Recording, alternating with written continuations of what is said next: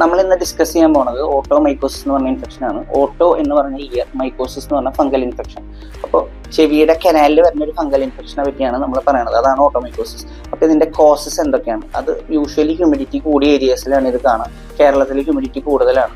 അതിന്റെ കൂടെ കൂടുതലായി ഇയർ പ്ലഗ് ഉപയോഗിക്കുന്ന ആൾക്കാർ, ഇയർ ബഡ്സ് ഉപയോഗിക്കുന്ന ആൾക്കാർ, വെള്ളം ചെവിയിൽ ഒഴിച്ച് കഴുകുന്ന ആൾക്കാർ, അപ്പോഴാണ് ഫംഗസ് അതിൽ ത്രൈവ് ചെയ്ത് ഗ്രോ ചെയ്യുക.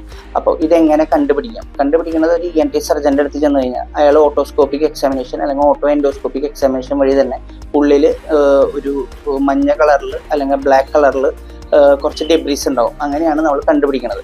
ഇതിൽ പേഷ്യന്റ് എന്തായിട്ടാണ് പ്രസന്റ് ചെയ്യുക? പേഷ്യന്റിന് അസഹനീയമായിട്ട് വേദനയായിട്ട് പ്രസന്റ് ചെയ്യാം, അല്ലെങ്കിൽ ആദ്യം തന്നെ ഒരു ബ്ലോക്കിംഗ് സെൻസേഷൻ ആയിരിക്കും തോന്നാം, പിന്നെ ഒരു ചെറിയ ചൊറിച്ചൽ വരാം, പിന്നെ അത് നല്ല പെയിനിലേക്ക് പോവാം.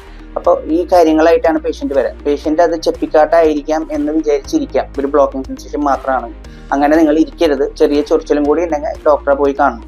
പിന്നെ ഡോക്ടറെ അടുത്ത് ചെന്നാൽ ഡോക്ടർ ആദ്യം തന്നെ കംപ്ലീറ്റ്ലി ആ ഉള്ളിലുള്ള പഴുപ്പ് മൊത്തം സക്ഷൻ ചെയ്ത് പുറത്തേക്ക് എടുക്കണം.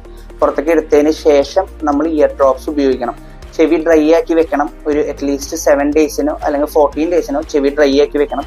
പഞ്ഞി വെളിച്ചെണ്ണയിൽ മുക്കിയിട്ടോ വാസലിനിൽ മുക്കിയിട്ടോ നമ്മൾ പഞ്ഞി വെച്ച് കുളിച്ചാൽ മതി. ചെവി ഡ്രൈ ആക്കി വെക്കലാണ് പ്രൈമറി ഇമ്പോർട്ടൻ്റ് ആയിട്ടുള്ള കാര്യം.